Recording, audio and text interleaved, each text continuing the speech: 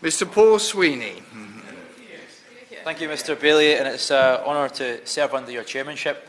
I will keep my remarks brief in order to make progress in the debate, but I just wanted to offer a few reflections on my experience of the last Scottish independence referendum, and also growing up in an era where, as a relatively young Member of Parliament, I sort of came of age politically in an era of devolution.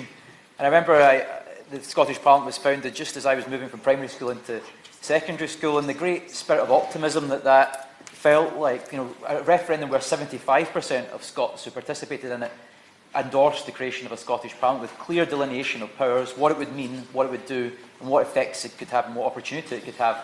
And that was a great moment, and I felt it from going to school. The celebration, the poetry, the civic engagement of that event still stays with me to this day. It was a great moment in the history of our country.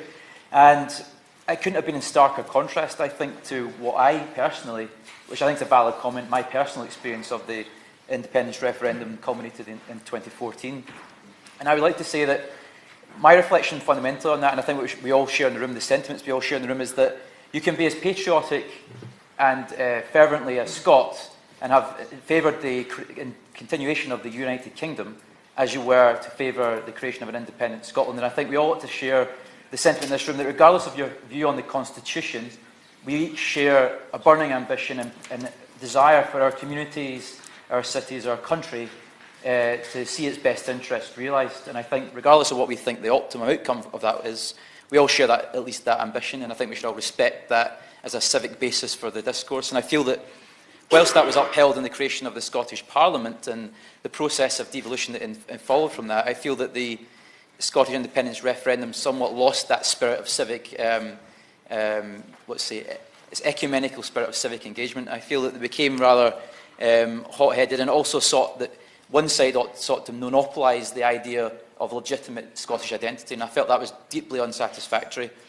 I'd also reflect upon the fact that I've been elected as a Member of Parliament in the most recent election, but I was voted as a Member of Parliament having favoured the maintenance of the United Kingdom, but in a constituency in Glasgow North East that voted 57% for independence.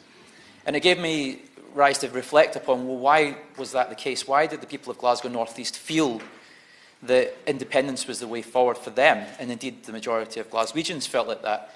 And my feeling is that it was in the context of when the independence referendum took place that feeling of alienation was the primary driver of perhaps why they felt that the only way out, or the only way to improve their lives, was through independence.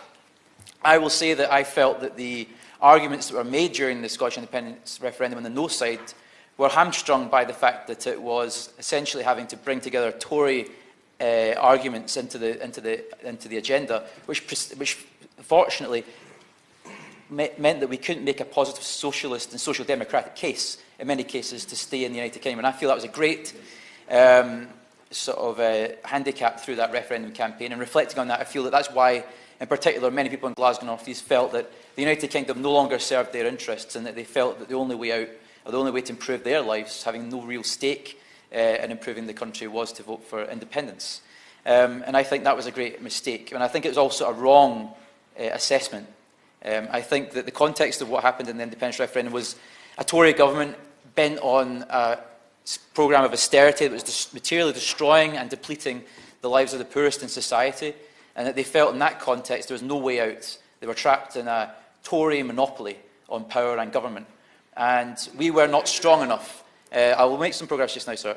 We were not strong enough as a Labour movement at that time to convince those people that there was still something to fight for in the United Kingdom. And I believe that that's where we've seen the great change, where I was lucky enough to be offered the opportunity to be a Member of Parliament. We did finally realise that there was a credible future in a Labour movement that binds together the United Kingdom, that isn't simply a question of intractable position in favour of the status quo, unreformable position of the status quo represented by the Tory party, or the simplistic idea that independence will be a panacea for those solutions as well. Yes, I'm happy to give way. I'm really grateful for you taking my intervention. And let's be clear, during this independence referendum, Jeremy Corbyn was absent because he was too busy in London to participate in it. After that referendum, we all know that front page of Kezia Dugdale in her astronaut outfit because she was one small step away from backing independence. And Labour is going through its annual leadership election. And still during that election campaign, which we know some honourable members here believe is a stitch-up, there's still no commitment to the union. Is it not clear that Labour are the ones who have turned their backs on the union? It's only the Tories that stand up for it. To reject that assertion, actually, the very thing that continues to rend the fabric of the union is intractable and stupid Toryism that refuses to do anything to reform the United Kingdom and move it towards the solution that the people of Scotland actually want, and intractable towards nationalism, even though it was rejected in the referendum.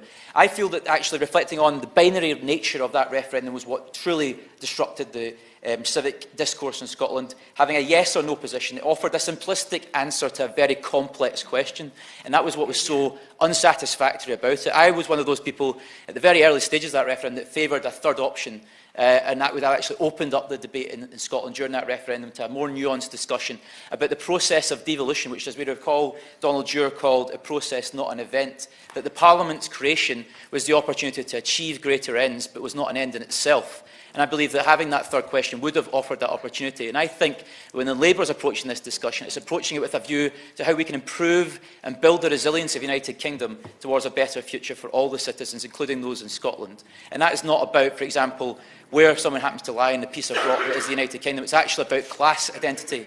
Yes, happy to give way on that.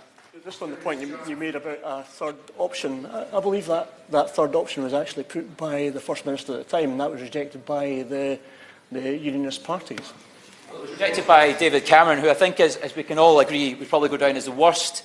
No, it was rejected by David Cameron. He was the principal driver of the negotiations, so the Labour Party wasn't in the room at that time because it wasn't in government. But what I would say is the primary driver of that was David Cameron, who will go down as probably the worst Prime Minister in constitutional history of this country in terms of the calls he's made in the last few years. But what I would say, to conclude my remarks very quickly, is that our focus should be on how we come together to drive forward the improvement of the United Kingdom and deliver hope for people like in my constituencies of Glasgow North East, who can see a real future for improving their lives in the context of a unified country. Thank you.